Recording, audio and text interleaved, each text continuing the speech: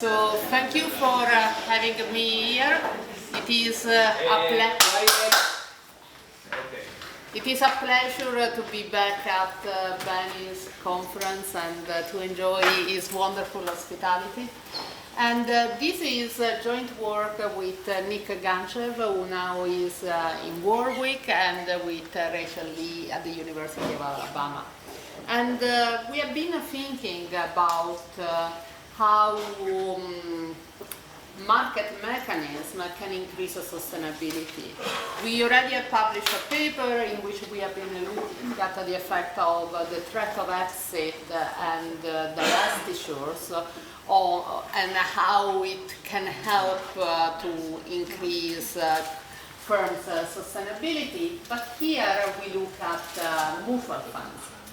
And the broad theme that we want to address in this paper is understanding whether a higher level of transparency that is often advocated in policy circles can increase the amount of capital that is allocated to sustainable companies. Meaning, what we want to ask is better awareness about the sustainability of the portfolio of a mutual fund, increasing the demand for stocks of sustainable companies. Why is this interesting? Well, people have been addressing this question in different ways, but tend to find that some investors have lexicographic preferences, and if they know about sustainability, they flock to sustainable investment. Now, our concern is that the trade-off between sustainability and performance is far from well understood. There are many in the financial industry that sell products saying this is sustainable, will have a higher return. So what we try to do in this paper, in a very specific setting, is asking whether greater transparency about the sustainability of a mutual fund portfolio affect capital allocation to mutual funds that tend to invest more in sustainable stock. And we will be able to do this in a context in which the trade-off between sustainability and performance becomes more clear. And ultimately, what we will show is that asset managers' incentives matter. Their incentive will depend on asset under management. And if fund investors don't have strong preferences for environmental and social activities, or are not attentive enough to changes in mutual fund portfolio, giving more transparency doesn't matter. So what do we do specifically? Well, we look at the introduction of Morningstar Globe Rating that basically rank fund portfolio on the basis of the average sustainability scores of the stock they invest in. We know from previous work that in the immediate aftermath of the introduction of this course, the funds that were rated higher in terms of sustainability experienced a lot of inflows. We don't know how these changed the fund demand for stocks and whether these effects are persistent. So, let me tell you briefly about the experiment, and then I will show you a figure that motivates our analysis. So Morningstar introduced in March 2016 the Globe ratings that basically rank funds in 5 groups depending on the sustainability score of their portfolio relative to other funds in their category. And the paper of Samaharsmark and Sussman tells us that these funds experienced a lot of inflows if they were rated high, and outflowed if they were rated very low. So what I am showing you here in this picture is what happens when there is a downgrade to 1, the worst score that you could have, the worst rating that you could have for your portfolio, or an upgrade to 5, the best globe rating that you can have. So what you see is that the downgrade to 1 fully support what Arsmark and Sussman find. But if you look at the upgrade to 5, you see, well, if you look at the very initial phase after the introduction, so these are funds that have been upgraded from 4 to 5 in the first month after the globe rating became visible to everyone. So you see that there is an increase in the total net asset under management, but then there is a large drop. Okay, so our paper aims to try to understand why there is this sharp change. Whether this is a fluke of this figure, or if incentives, prices, and returns changed in a way that didn't make pursuing a top globe strategy changed. So let me give you a preview of the result. So a lot of what I will show you, we look at, we'll divide the analysis in short-term effect and long-term effects. So what are the short-term effects of the global rating introduction? So the first 3 quarters after the introduction of the global rating. Well, we see that after the introduction of the sustainability rating, I will show you that the funds that are closer to what we call a border fund, that are closer to the limit that would imply an upgrade, seem to try to increase their demand for stocks with high sustainability rating to achieve that objective.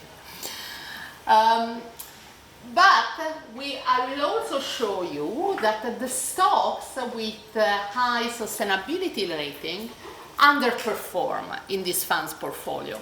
And this may have 2 interpretations. Well, it can be a demand pressure that we have been highlighting a lot in the current version of the paper, but overall it doesn't have to be any demand pressure. It can be that funds that want to be upgraded forget about their strategy and just demand stocks with high ESG scores. And then they do not select the best stocks on the basis of performance. So as a result of this underperformance, when they invest in stock with high ESG rating, we show that that a trade-off between sustainability and performance emerges. What we show is that funds that have a larger excess demand for stocks with high ESG ratings have lower alpha. And we also show that the funds that are these funds are more likely, of course, to be upgraded in terms of their globe rating, the sustainability rating, but they seem also more likely to be downgraded in terms of their star rating, the performance rating. So this is the trade-off between sustainability and performance that in these first 9 months after the introduction of the globe rating emerges in this setting. So what are the long-term effects? What is the long-term equilibrium? So what we show is that, and I will show you also a dynamic table, is that in the second period, so in the second 9 months of the sample, it doesn't look like that funds continue to have a strong incentive to purchase stocks with high sustainability rating. There is no evidence that the funds close to be upgraded buy more of these stocks, or that the fund trade in a way to avoid a downgrade. So also these, what we call trading pressure, this sort of excessive demand for stocks with high ESG ratings disappear. And what are the effects of the flows? Do they justify this change in trading by the mutual fund? Well, we find that the effect of the globe ratings on flows into fund disappears after the very initial period. And this doesn't depend on the fact that, well, once a fund are rated top for their sustainability, investors flock there. Those are the investors who care, so why should we see reallocation? In the sample, in one of the robustness tests that I hopefully will have time to show, I will show you that there is a lot of churning in the globe rating of these mutual funds. That is, what is top is often downgraded, and there are new top funds. So if the preferences for sustainability matter, we should see that there is also a reallocation of flows that we do not observe. So what we argued in the paper is that, well, it could be that the investors in the funds realized of this trade-off between sustainability and performance, but it's also equally possible that investors in mutual funds that care about environmental and social performance are more inattentive. And there is a work that this is the case, so their preferences are not strong enough to give incentives to asset managers. The asset managers realize of this and stop caring about the rating. So the data that I'm going to use are very standard. All the results, most of the results that I will show you go from March 2016 to September 2017, and this will be the first 3 quarters and last 3 quarters are the 2 periods of my analysis. Now, I have also July 15 here, and the reason is that Morningstar disclosed what the rating would be and the methodology to asset managers already in December 2015. And I will show you some evidence that these asset managers started to reposition their portfolio to possibly obtain a better rating in March. So, but otherwise these are very standard data. So the analysis will have lots of pieces, so let me start with the first question. That is, how does the introduction of the globe rating affect the stock demand of funds that aim to be sustainable? So Yaniv didn't see this table yet, but in all what we do in the empirical analysis, I will focus on the interaction between border fund and ESG score. ESG score is the characteristic of the score of the stock that is used in order to have an average ESG score of the fund portfolio and to rank the funds with different globe ratings. What I am doing here with respect to the following table is to look at the dynamic effect of the demand of funds for stocks with different ESG score. So here the observation is the stock fund quarter time, and what you see is that in the first quarter of 2015, in the last quarter of 2015, when asset managers become available, become aware that the globe rating will be introduced, they start to increase the holdings in stocks with high ESG scores. So these are all triple interaction terms.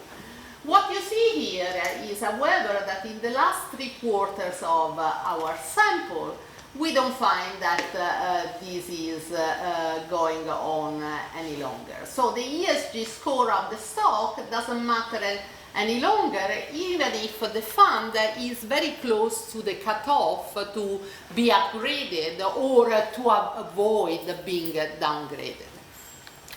So does this survive a more robust empirical analysis? So what you see here is that I'm not looking any longer at the dynamic effect, but I have here again what I call border funds, funds that are close to these cutoffs, and I am interacting with that variable with the stock ESG score. So what you find is that it is true that on average these funds tend to increase their holdings of the most sustainable stocks, but this is true only in the first part of the sample, not in the second part of the sample.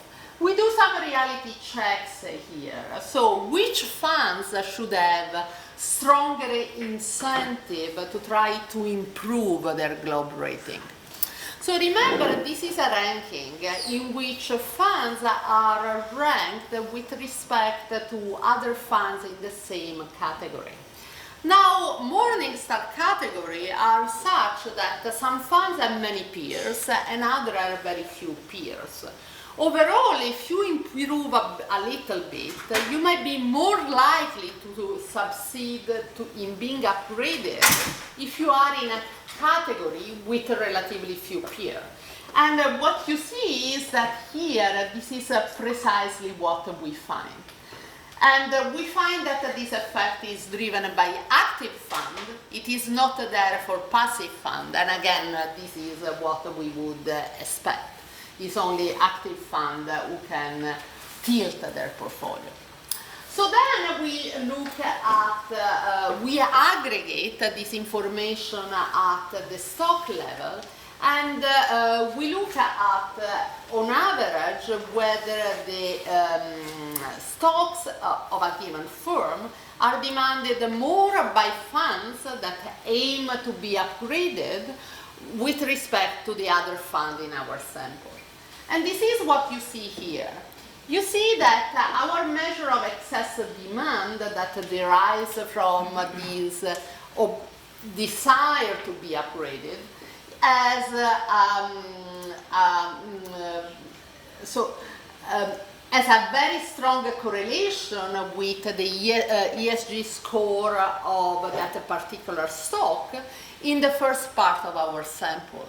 But in the second part of our sample, there seemed to be no strong correlation between a stock ESG score and this excess demand coming from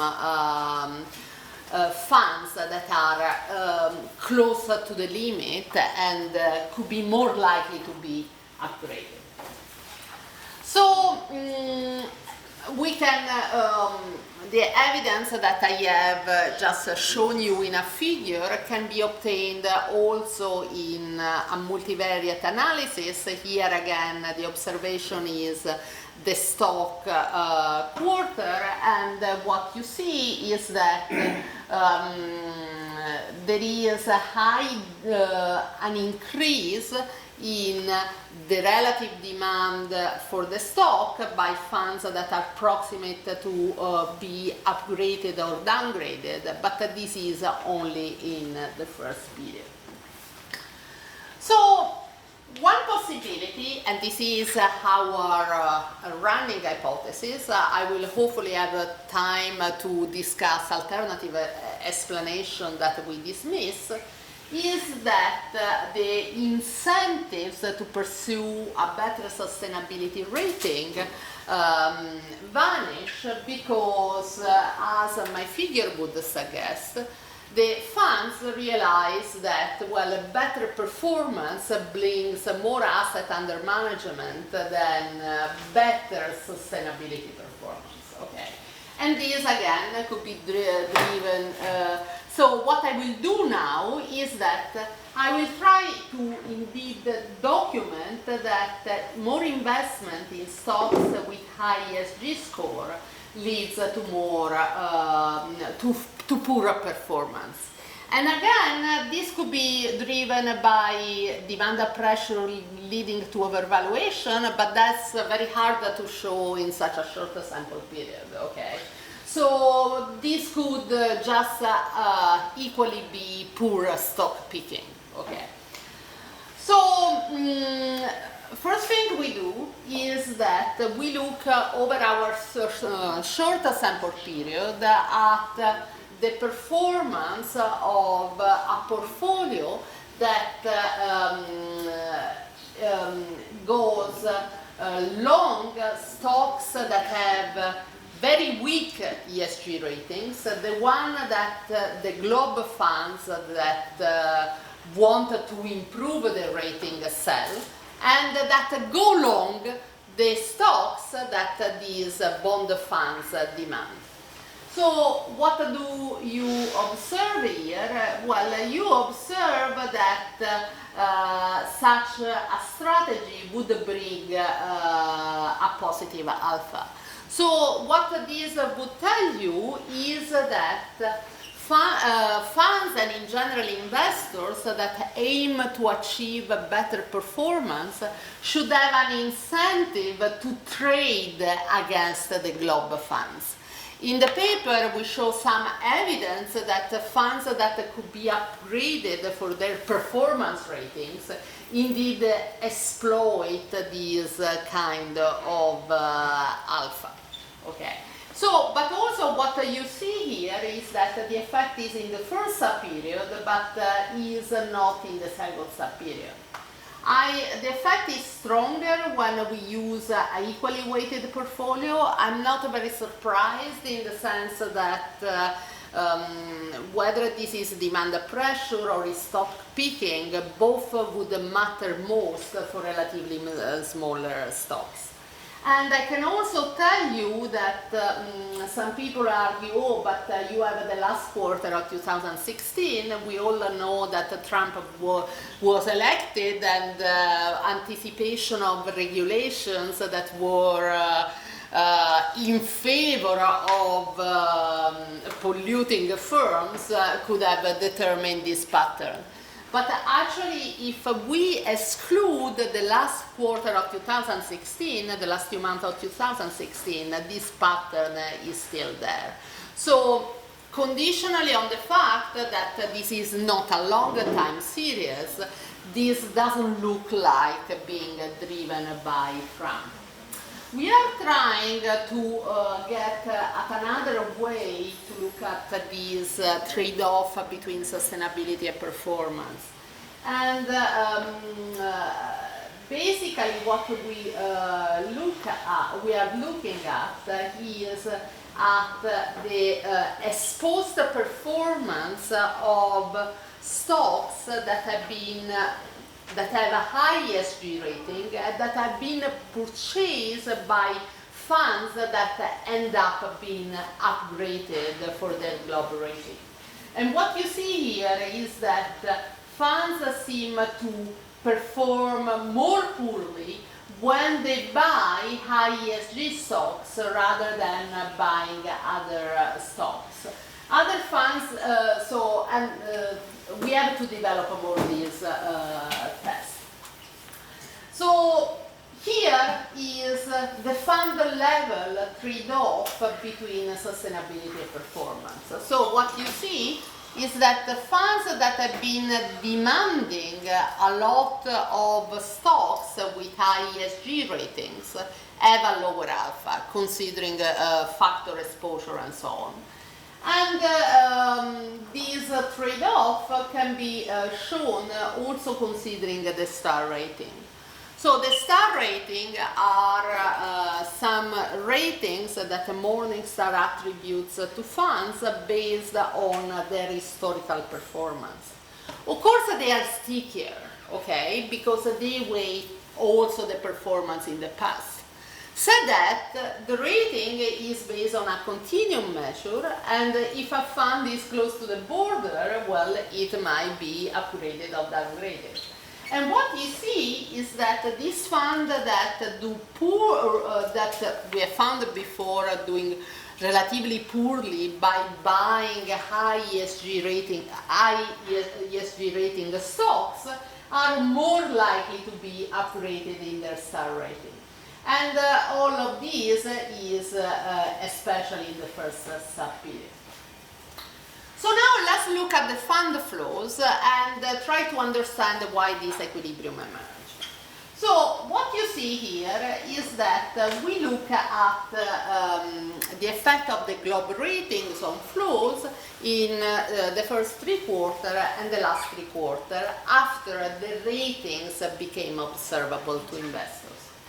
And what you see is that in the first 9 months after their introduction, we do observe that the top-rated globe funds receive assets, while the bottom-rated globe funds lose assets. This is consistent with previous work. There is no longer an effect in the subsequent 9 months, and doesn't matter how we run this regression, okay?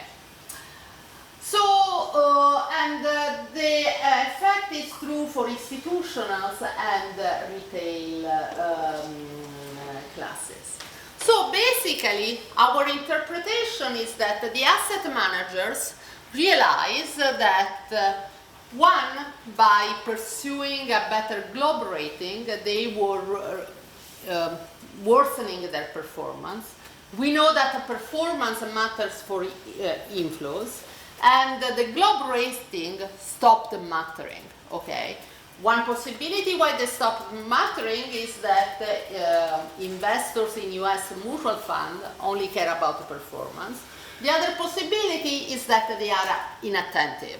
Both are plausible in our opinion. However, there is a main alternative explanation that could explain all my empirical evidence, and I am sure that is in some of your thought. That is, there could be also a new equilibrium in which all funds have been reallocated and portfolios become stable, right? The new equilibrium with the after the introduction of the global rating could be a new equilibrium with low global rating turnover, meaning that once some funds have specialized in high sustainability, they are the top. No one is trying to contest their primacy in being high sustainable funds, but there is also no reallocation of asset under management and no reallocation of stocks.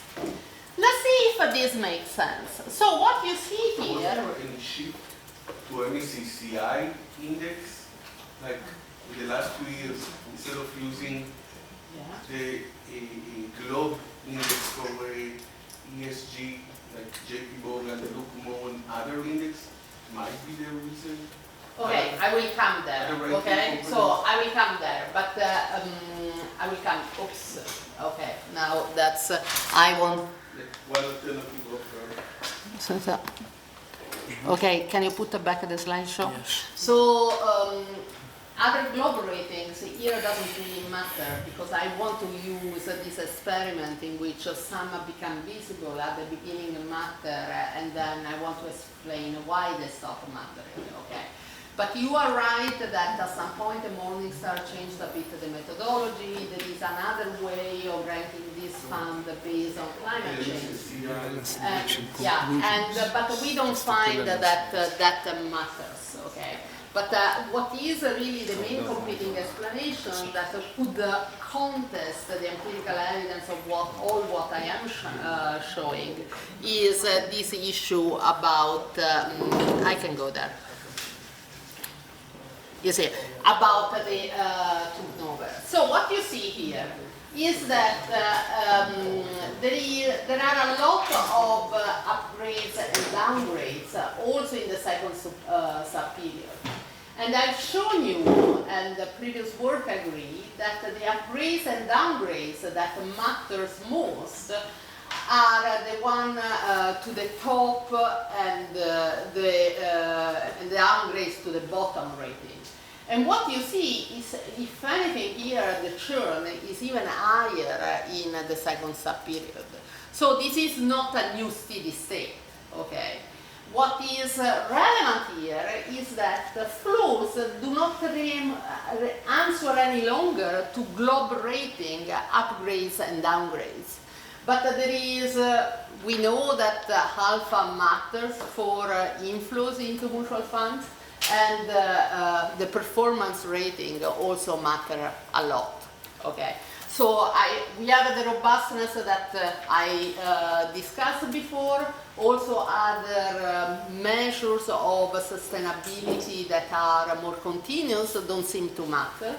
But overall, what we find here is that. What we propose is something that we know from the literature on credit rating. Ratings have feedback effects on policies.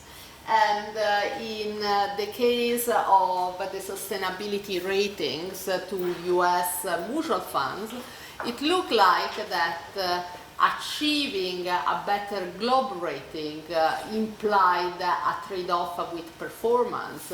And overall, what we find is that in the long term, the introduction of the globe rating doesn't seem to matter any longer for flows. And thank you for your attention, and I look forward to Yaniv.